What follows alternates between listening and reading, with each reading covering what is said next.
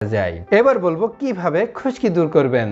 1 number হচ্ছে খুশকির সাথে fungus যেহেতু জড়িত থাকে সেই ক্ষেত্রে আমরা অবশ্যই মেডিসিনযুক্ত কিছু শ্যাম্পু ব্যবহার করব। যেমন সেই শ্যাম্পুতে থাকবে কিটোকোনাজল কিংবা সেলেনিয়াম সালফাইড জাতীয় শ্যাম্পু। কিটোকোনাজল সমৃদ্ধ শ্যাম্পু বাজারে ডেন্সেল বা নিজোডার শ্যাম্পু নামে পাওয়া যায়, চাইলে সেগুলো ব্যবহার করতে পারেন। এই ধরনের শ্যাম্পু আমরা সাধারণত সপ্তাহে 2 থেকে 3 দিন কিন্তু ব্যবহার করতে পারবো।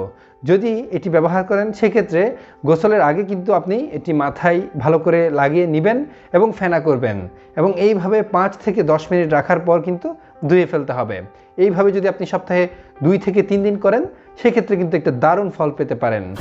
আরেকটি দারুণ পদ্ধতি হচ্ছে লেবু ব্যবহার করে, এবং এই পদ্ধতিটি আমি নিজেও ব্যবহার করেছি এবং খুব দারুণ ফল পেয়েছি।